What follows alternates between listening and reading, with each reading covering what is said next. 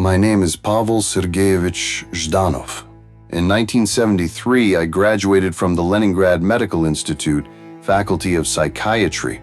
My grades were average, but in my final year I signed an agreement for distribution through the Ministry of Defense, which promised a higher stipend and guaranteed employment.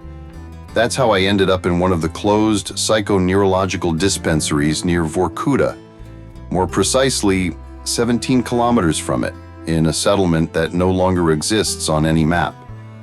In the spring of 1974, just over a year after my assignment, the head physician summoned me and offered participation in a highly classified scientific program. The project had no name, only a classification: top secret, special importance. I signed the documents without reading them, just like everyone else did. It was foolish, but at the time it seemed ordinary. A few days later, I was transferred by plane and then by truck to Arkhangelsk Oblast. There, deep in the taiga, stood the facility designated Sleep Laboratory. Officially, it was a reconstructed wartime underground radio station. In reality, it was a massive concrete and steel bunker descending 3 levels underground.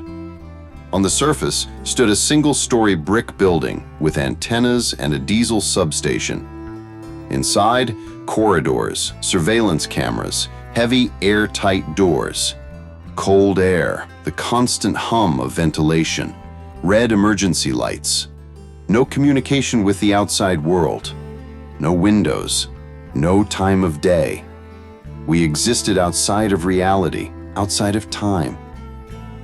The official goal of the project was to study the psychophysiological limits of the human body under conditions of sensory deprivation and continuous stimulation. The unofficial goal was to test an aerosol developed by the Institute of Chemical Physics. This aerosol suppressed the production of melatonin and temporarily replaced the effects of sleep. The prototype was allegedly designed for use during extended underwater or space missions. The formula was classified, its composition unknown. 6 specialists took part in the project. Myself, a psychiatrist, Dr. Videnin, the lead researcher and a military psychiatrist, 2 physiologists, an engineer, and a military observer. Round-the-clock security was maintained by 2 soldiers from a special unit. The main experimental subjects were 5 test individuals. All were convicts, serving life sentences for especially serious crimes. Ages ranged from 30 to 50. Their real names were never disclosed, only numbers, 1 through 5. The subjects were brought in an armored transport vehicle. We were forbidden from direct contact. All communication was conducted via loudspeaker, surveillance cameras, and internal microphones. Their chamber was completely sealed with a separate ventilation system. The aerosol was fed in continuously at a controlled concentration. Temperature and pressure were regulated automatically. Conditions were Spartan: concrete walls, 5 beds, a table, a sink, and a toilet. Surveillance cameras recorded everything 24/7. Lighting was artificial and constant. From the first day, the subjects were not allowed to sleep. Every time someone began to doze off, loud noise would erupt. A bright light would flash or a command would sound: "Number 3, wake up. Number 2, get up." We recorded these commands ourselves in advance, and a program would play them based on activity sensors. The first 3 days, the subjects were irritable but sane.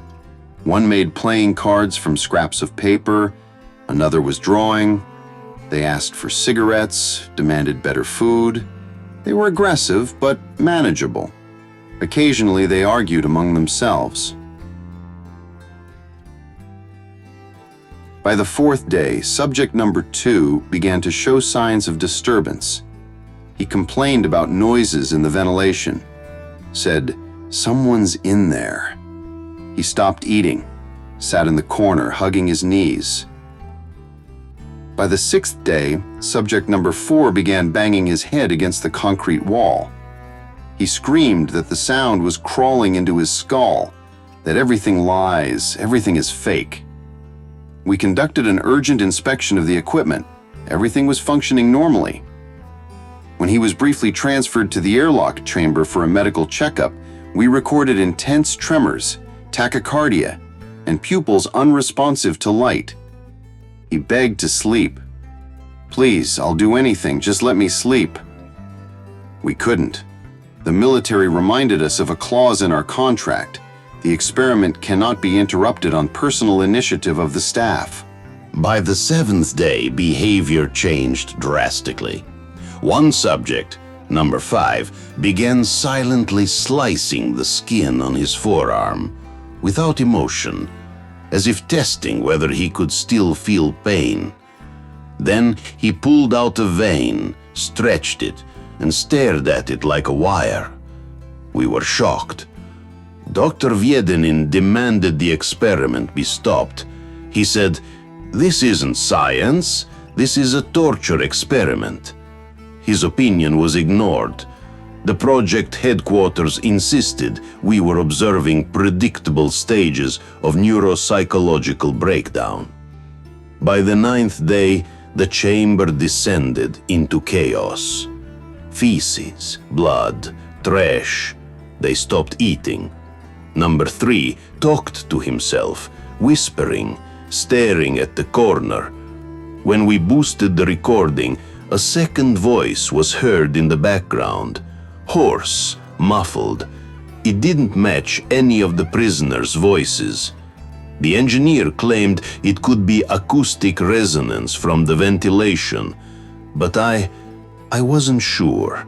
I had the unsettling sense that someone else had entered the system, someone who wasn't supposed to be there. On the 10th day, one of the microphones failed. When we tried to reboot it remotely, a phrase played during the self-diagnostics. "Don't. We've already been told everything." We replayed the recording dozens of times. None of the staff had said it. The voice was unidentifiable and didn't belong to any of the inmates. By the 11th day, 3 of the 5 were no longer moving. The other 2 sat staring at the ceiling, unblinking. Their pupils were dilated like junkies. Their blood pressure was off the charts. One of them, number 1, broke his own finger and began writing on the wall. "I see everything. I know who speaks from above." The handwriting was neat, precise, no sign of emotional breakdown, as if he knew exactly what he was doing. That was the most terrifying part. At the meeting, Viedenin stood up, threw his protocol folder across the room, and said, "I refuse to participate. This isn't an experiment, it's an execution." He was taken away the next day. Rumor was he was sent to an institute in Vilnius for observation. He never returned. 2 days later, we received orders. Continue until the physiological limit is reached. On the 14th day, we decided to open the chamber. Guards in protective suits entered. The chamber was a nightmare. One subject, number 2, stood by the wall holding a makeshift radio. He looked straight into the camera and said, "Thank you. We don't sleep anymore. Never." Then he lunged at the soldier with a shiv made from a bed spring. The second guard tried to flee but slipped. The floor was covered in blood. We watched everything live on the monitors and could do nothing. The Moscow Communication Center went silent. A day later, a helicopter arrived. Men in gray suits with no insignia took us to a conference room. They handed out non-disclosure forms, took the remaining subjects, sealed the chamber shut. 50 years have passed. I never worked in the system again. Never married, no children. I live alone. At night, I hear whispers in the pipes. Not voices, just a sound, like someone whispering again through the ventilation. Those who took part in the project are gone. Heart attacks, falls, suicides. Some simply vanished. I remain. Why? I don't know. Maybe I never left that chamber. Maybe I died there, and this is just an echo. Or maybe I just never woke up.